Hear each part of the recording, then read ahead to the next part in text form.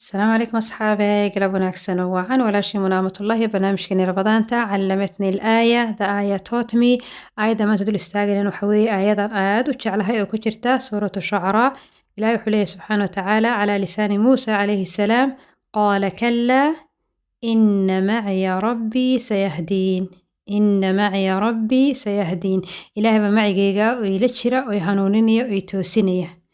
indeed my Lord is with me and he will guide me maxaa ka macaan wallahi aayadda macaankeedan wuxuu noola dhamayaa dabcan markaan ogaano sabab nasuulkeeda iyo qisaday ku timi waxaan filayaa dhammaanteenba oon garanaynaa qisadii muusa iyo haaruun calayhim assalaam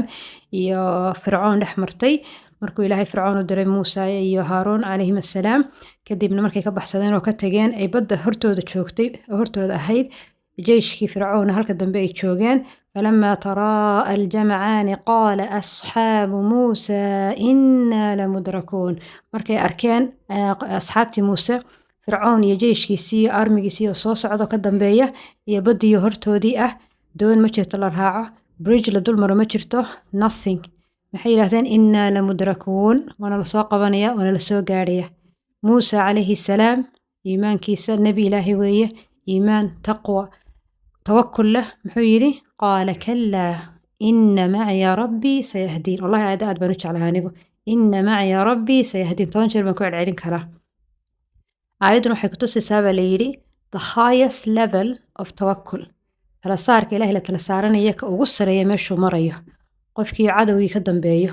وميلو دقاقا ينتشرين بدي هرتي ستاي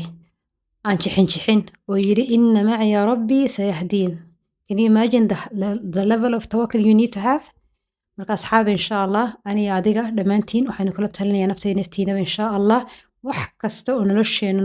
noogu yimaada dhib kasta ha yaraato ha weynaato any problem any conflict anything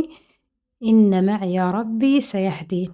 ilaah baa macigeena ah ilaah baa nala jira ilaah baa noo naxariisanaya ilaah baa noo fududaynaya ilaah baa xal noo keenaya ilaah baa naga saaraya fa inna maca alcusri yusra ومن يتوكل على الله فهو حسبه أليس الله بكاف عبده لا تقنطوا من رحمة الله هذه لما صور مرنا يودن حسوست إن شاء الله إن معي ربي سيهدين فيديو لما يستلم حد كي لسين يوتيوب إن شاء الله بارك الله فيكم for listening and do not forget